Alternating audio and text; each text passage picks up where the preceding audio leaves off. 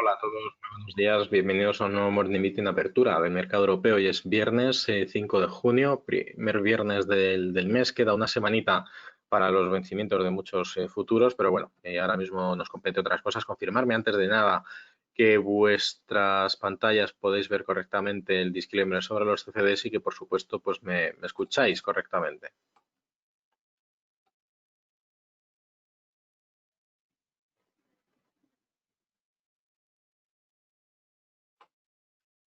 Perfecto. Bien, pues nada, como siempre nos vamos directamente a la plataforma para empezar, donde podemos ver que el sentimiento del mercado ha pegado un giro con respecto a cómo cerró ayer. Respecto a los índices americanos, precisamente hoy descuentan una subida por encima del 1% y una caída del VIX de un 3%, por debajo incluso de los 26 puntos porcentuales, después de haber visto cómo los índices americanos terminaban ayer en rojo, a excepción del Dow Jones, que apenas sumaba un 0,05%. Hoy las acciones en Asia, aunque también empezaron mixtas, el sentimiento inversor también ha cambiado y está positivamente en los índices asiáticos, donde bueno, pues incluso hemos visto subidas por encima del 2%, en el caso concreto del Hong Kong Composite.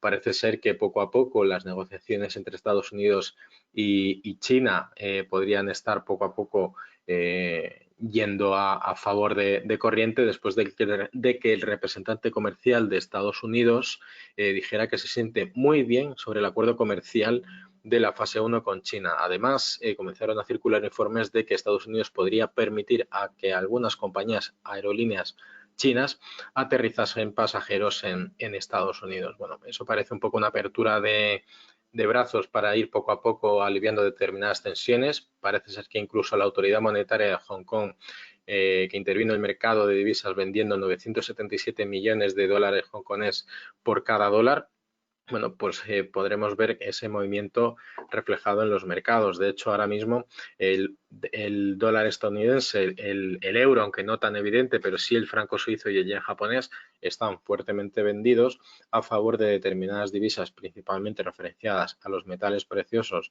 y a las materias primas como el petróleo o el níquel o el zinc, donde lógicamente el dólar australiano sube con fuerza un 0,9, el dólar neozelandés un 0,8 y la corona noruega un 0,7 con respecto al dólar americano.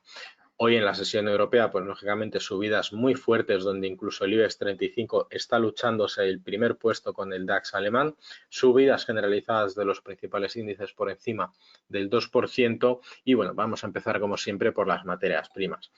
En el caso de las materias primas, pues bueno, a la expectativa de que puede ser que mañana haya una reunión de la OPEP para discutir la celebración y el incremento y la ampliación del plazo para poder seguir haciendo recortes en la producción, pues ayer, aunque no tuvimos mucha volatilidad y vimos cómo la cotización se apoyaba, bueno, pues de manera bastante obvia en su media de 200 sesiones como resistente, como soporte dinámico, bueno, pues hoy vemos que ese 1,7 sigue superándose y arrancamos la sesión europea con subidas muy fuertes en el caso del Texas, que busca atacar al menos en primer lugar los 38 dólares por barril, mientras que el Brent, con un comportamiento muy similar y una ligera volatilidad menor, en este caso su cotización supera los 40 dólares y medio.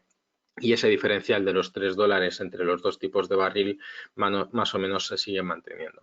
Las subidas en el dólar australiano, bueno, pues se están más o menos perjudicando a la divisa, al metal precioso, porque el encarecimiento en esa divisa pues genera un encarecimiento propio en el metal precioso y que está luchando por aguantar esos 1.700 dólares por onza. En cualquier caso, su tendencia sigue siendo con un rango muy estrecho de alcista, con un rango muy pequeño de aproximadamente unos 70-80 dólares de diferencia entre el máximo y el mínimo, mientras que la plata, que tiene un carácter industrial mucho más acentuado que el del oro, bueno, pues después de haber tocado esos máximos recientes en la parte alta del canal lateral que ya veníamos guardando en el largo plazo, hoy se estabiliza en torno a esos 17 dólares y medio por onza y veremos a ver cómo evoluciona.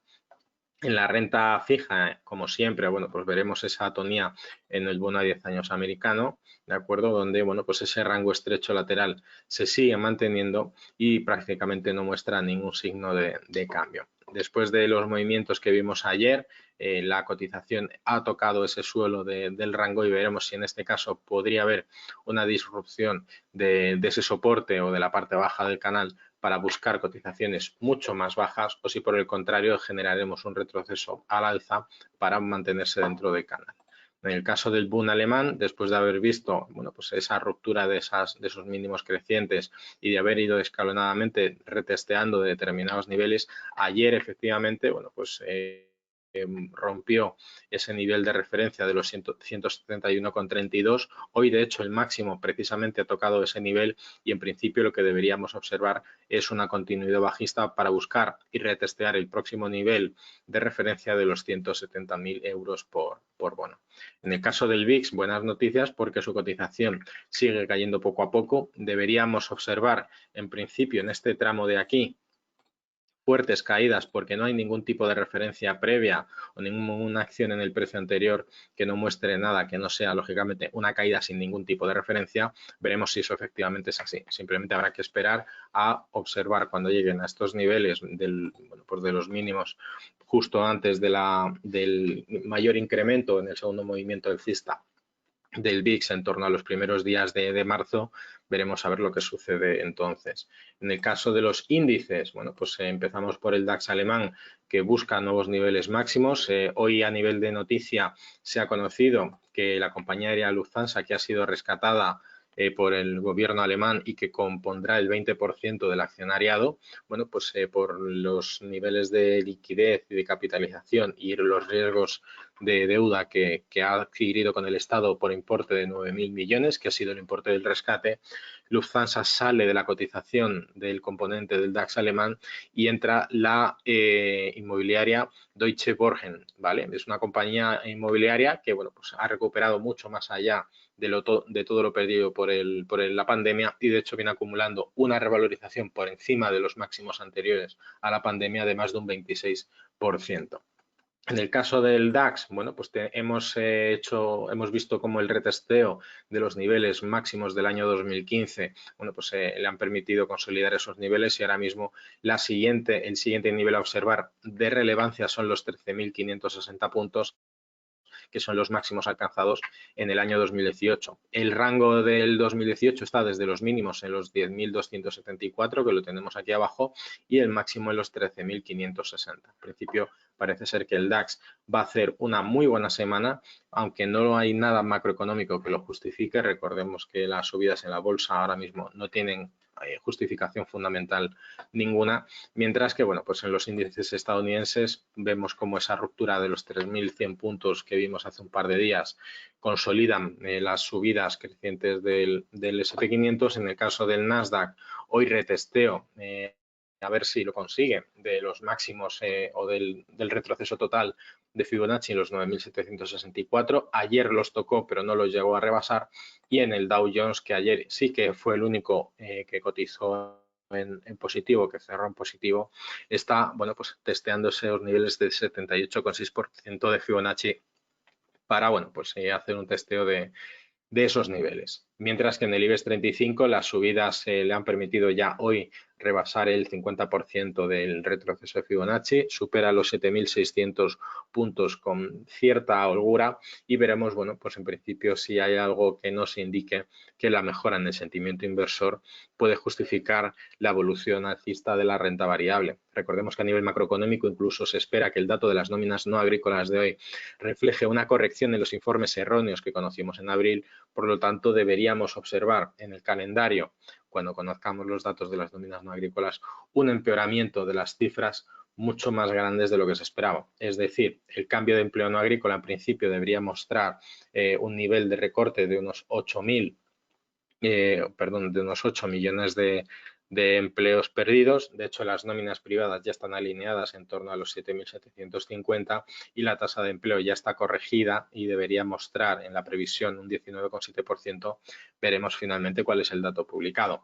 Aparte de eso, poco más. También tenemos la tasa de desempleo y los cambios de empleo total a jornada completa y a jornada parcial en Canadá, que también es una cifra muy interesante dentro del bueno, pues del continente americano, y a nivel de referencia, pues bueno, prestaremos atención a las noticias. Ya si nos vamos, para terminar, al mercado Forex, podremos observar cómo el relativo de las ventas entre el euro y el dólar hoy se está decantando a favor del euro. Vemos como la ruptura de los niveles de 1,13 después de las medidas adoptadas por el Banco Central Europeo están fortaleciendo aún más a la divisa comunitaria, mientras que el dólar está perdiendo muchísima fuerza y parece que vamos a buscar los niveles de 1,14 bueno, pues con bastante probabilidad. En cualquier caso, prestemos atención a la fuerza relativa del movimiento porque está muy sobrecomprado. Entonces, habrá que